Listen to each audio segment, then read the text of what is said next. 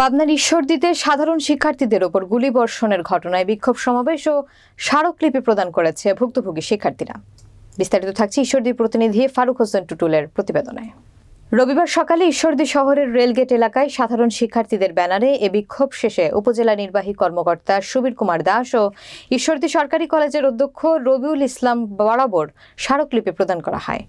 সমাবেশে বক্তব্য দেন বৈষম্য বিরোধী ছাত্র আন্দোলনে গ্রেফতার হওয়ার শিক্ষার্থী মাহমুদুল ইসলাম শাওন, ঈশ্বরদী সরকারি কলেজের শিক্ষার্থী আহসান হাবিব, আকাশ মহিবুর রহমান, তামিম ইকবাল সহ অন্যান্যরা।